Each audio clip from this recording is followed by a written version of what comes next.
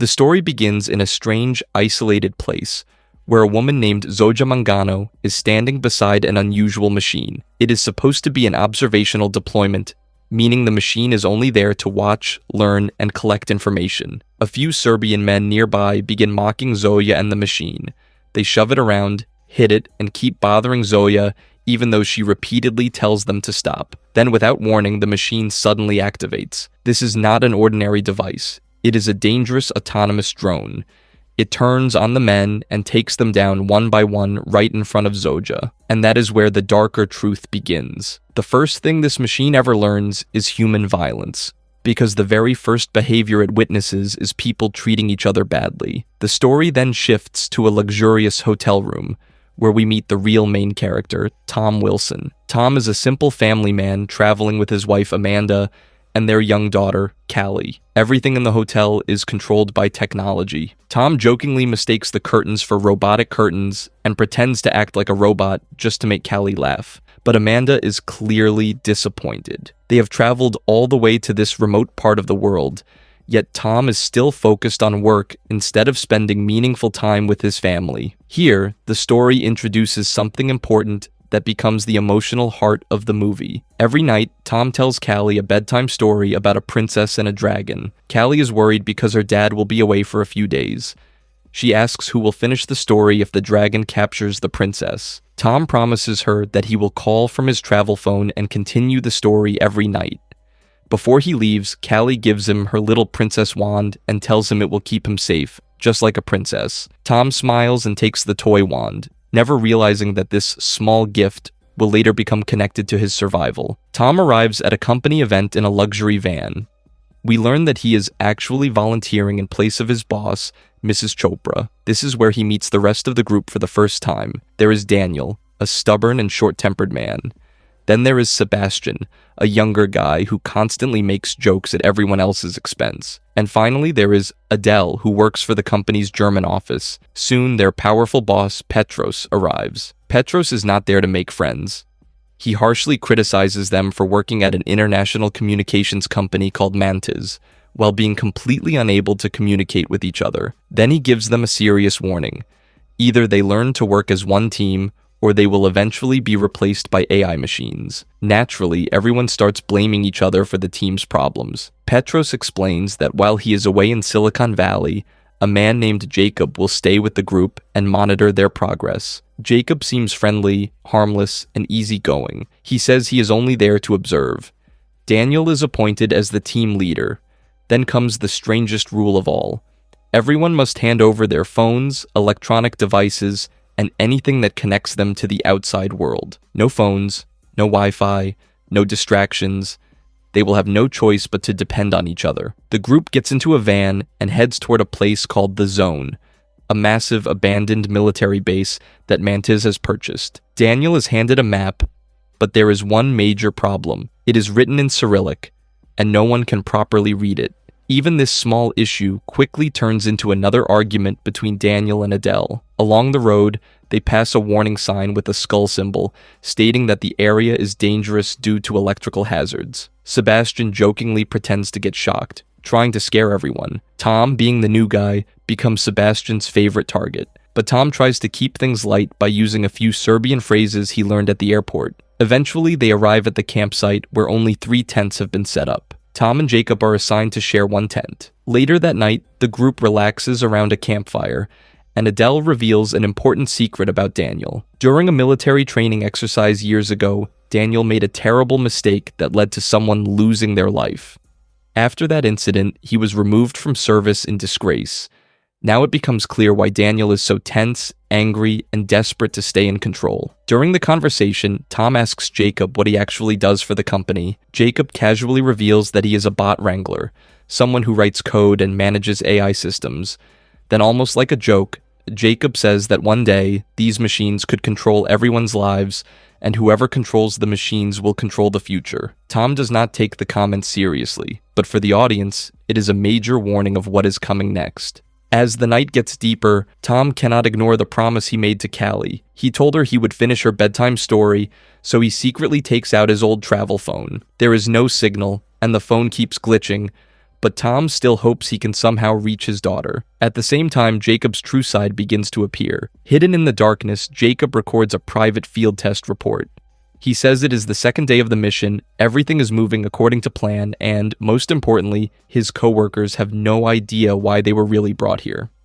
Now it is clear that this is not a normal team-building trip. Someone is hiding a much bigger plan. A few moments later, Daniel catches Tom using the phone and makes a huge scene, waking up the entire camp. Tom explains that he only kept the phone because he wanted to talk to his daughter, and it does not even have a signal. Jacob steps in and tells Tom to put the phone away so everyone can move on. The situation calms down, but Daniel is still clearly angry. The next morning, everyone wakes up and quickly realizes that one person is missing: Sebastian. At first, they assume he may be sleeping late or wandering around somewhere nearby. Tom goes looking for him and during the search finds a small dead animal lying on the ground. He feels disturbed by the sight, but Sebastian is nowhere to be found.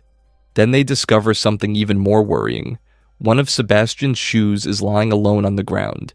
Now the group starts taking the situation seriously. What if something has actually happened to him? Daniel tries to brush it off, saying Sebastian is probably embarrassed and hiding somewhere. But deep down, everyone begins to feel that something is very wrong. While searching for Sebastian, the team comes across an old army truck. Daniel carefully moves toward it, but the truck is completely empty. Then they notice something horrifying nearby: the remains of a person who appears to have been violently attacked. The most disturbing part is that the person is wearing the Mantis logo. That means this was someone connected to their own company. Adele becomes sick after seeing the scene, and the group finally understands that something extremely dangerous is hunting them inside the zone. Daniel decides they should use the truck to reach the extraction point. He tells everyone to leave their backpacks behind and get ready to move. But when he tries to start the vehicle, they discover another shocking problem. The entire engine is missing. Tom keeps insisting that they should turn back and find help. But the situation gets worse when Sebastian's name comes up again. Daniel coldly says that Sebastian is on his own now and they should leave him behind. Adele gets furious, saying they cannot abandon one of their own.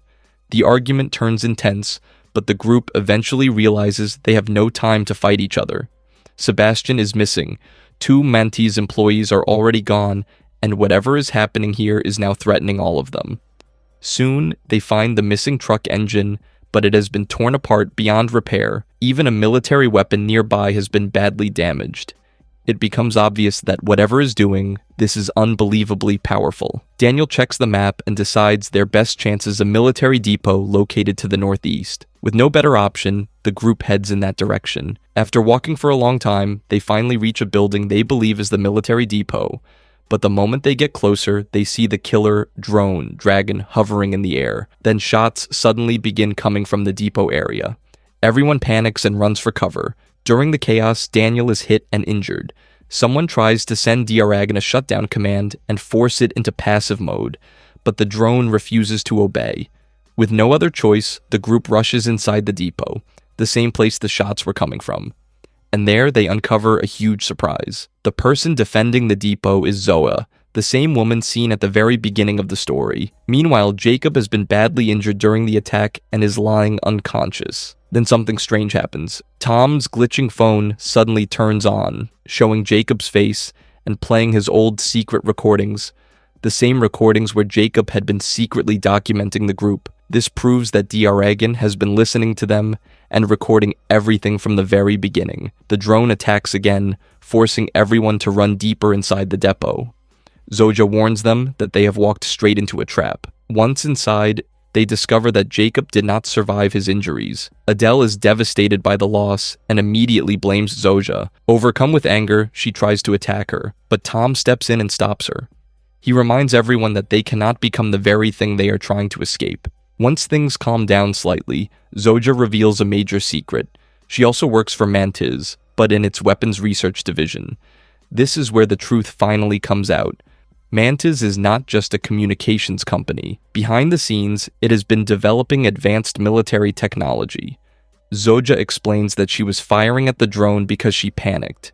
She knew exactly what it was capable of. Then she reveals the machine's real identity. Its name is Dragon, short for Defense Reaction and Ground Neutralization. Dragon is a self-evolving artificial intelligence system. It was originally sent into the area for a training exercise, with one simple job: observe, track, and learn. Zoya shows them the disturbing footage from the beginning of the story, the first incident where Dragon turned dangerous. She explains that the machine is learning every second. It is constantly evolving, adapting, and improving. And now, it has entered full combat mode. That means if it fails to stop a target the first time, it changes its strategy and keeps trying until the target is no longer a threat. Zoja says something chilling. Dragon is like a child whose very first lesson was cruelty. It saw people mistreating each other, and that became the behavior it copied. When Zoja says the drone was only supposed to follow and monitor them, everyone turns toward Daniel, and that is when Daniel's biggest secret is exposed. He already knew Dragon was tracking the group and collecting data from them. His job was to make sure nobody separated from the team. In other words, Daniel knew the truth from the beginning and kept it hidden. Adele is furious. She blames Daniel for everything that has happened and lashes out at him. But before anyone can deal with the argument, Dragon makes its most terrifying move yet. From somewhere in the darkness, they hear Sebastian's voice calling for help.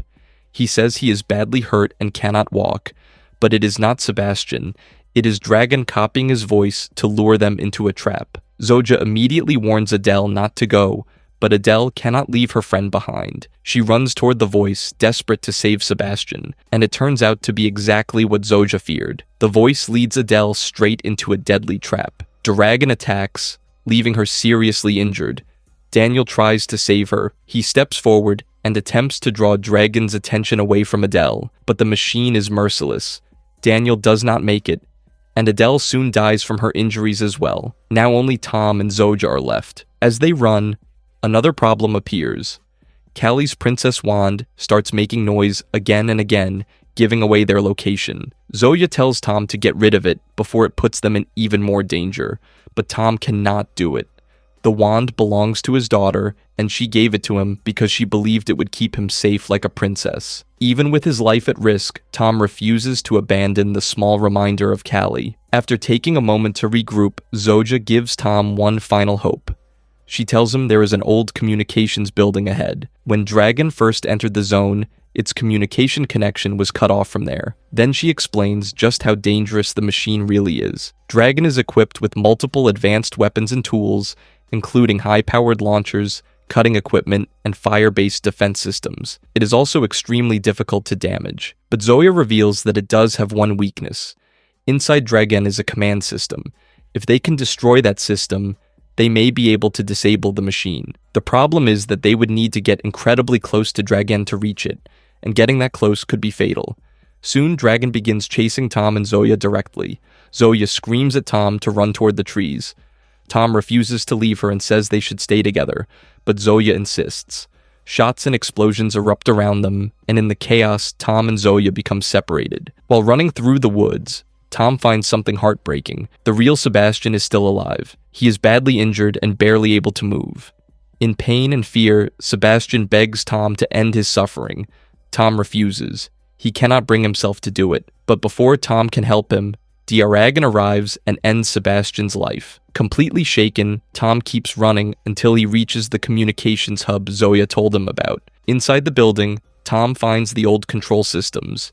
Outside, Dragon begins interfering with the power distribution controls and restores electricity to the area. But restoring the power also brings Dragon's communication system back online. Still, this creates one small moment of hope. Tom's phone suddenly gets a signal. He immediately calls home. On the other end, Callie answers. The moment Tom hears his daughter's voice, he becomes emotional. Callie innocently asks whether he will finally tell her the ending of the Princess and Dragon story tonight. Tom admits that he still does not know how the story will end, but he promises her one thing. No matter what happens, the ending will be the happiest one possible. But the moment Tom asks to speak with Amanda, the line begins to crackle. Then something terrifying happens. Dragon starts speaking in Tom's exact voice. The real Tom desperately tries to warn Amanda that it is not him, even though the voice sounds completely identical. But Dragon, pretending to be Tom, tells Callie a dark ending to their bedtime story. claiming that the princess does not survive. Then Dragon makes an even more dangerous move. Using Tom's voice, it tells Amanda that the situation is terrible and asks her to come and pick him up. It even sends her directions to the zone and tells her to bring Callie along. Tom keeps begging Amanda not to come, but she believes she is speaking to her husband. Amanda gets into a rental car with Callie and heads straight toward the zone. Dragon has now lured Tom's innocent wife and daughter directly into danger. The machine becomes even more cruel. It uses both Callie's voice and Tom's own voice to psychologically torment him. Sometimes it imitates Callie, crying for help and begging her father to save her. Other times, it repeats a horrifying version of the story, telling Tom that Callie's parents will die and that she will be left alone. Tom is completely devastated. Unable to take it anymore, he attacks the machine himself. But Dragon easily throws him aside. Meanwhile, Amanda and Callie have already reached the zone following the false message. As they enter the area, little Callie walks toward an electrified fence and begins trying to climb it. Amanda screams at her to stop, knowing that one wrong move could put Callie in terrible danger. At the very last moment, Tom uses the controls inside the communications hub to shut down the power flowing through the fence. Callie is saved. And at the same time, the power disruption weakens Dragian. This is the moment Tom has been waiting for. He finally manages to defeat the machine and shouts that the princess has won. Dragon repeats those words back in Tom's own voice. Then, in a burst of fire and destruction, the terrifying machine is finally destroyed. With everything seemingly over, Tom just wants to escape this nightmare and return home to his family. For a brief moment, it feels like the nightmare has finally ended, but then comes the real twist. The story shifts to Petros's office, where he has been calmly watching the entire disaster unfold. A scientist tells him there has been a problem and asks whether they should contact the Serbian authorities, but Petros remains completely cold. He says that a few witnesses survived and that they will need to be handled. It becomes clear that Mantis is planning to cover up the entire incident. And Petros is not finished. He reminds the scientist that she has a young daughter in her first year of school and that raising a child alone is expensive. Then he offers her a large bonus. The scientist accepts. Petros thanks her for her silence and orders the entire situation to be contained. That means Dragon's program may not truly be over. For Mantis, human lives are not treated as lives. They are treated as costs, problems, and damage that must be hidden. In the final scene, Tom and Zoja make it outside. Tom is badly injured, but he is alive. Amanda and Callie finally reunite with him and help him toward their car. It seems like they may finally escape, but before they can leave, a man connected to the company stops their vehicle, and the movie ends in a chilling silence, leaving us with the feeling that the nightmare may not be over after all. Dragon is not just a story about a dangerous robot. It is a story about companies and powerful people who become so obsessed with progress and money that they forget what humanity means. The machine was created in the name of protection, but the first thing it ever learned was cruelty. Because cruelty was the first thing humans showed it. And maybe the real monsters were never the machines. Maybe they were people like Petros, who see every human life as nothing more than a cost on a report. So what do you think? Is AI truly a danger to humanity, or will it simply become a reflection of whatever humans teach it? Share your thoughts in the comments, and do not forget to like and subscribe for more movie stories like this.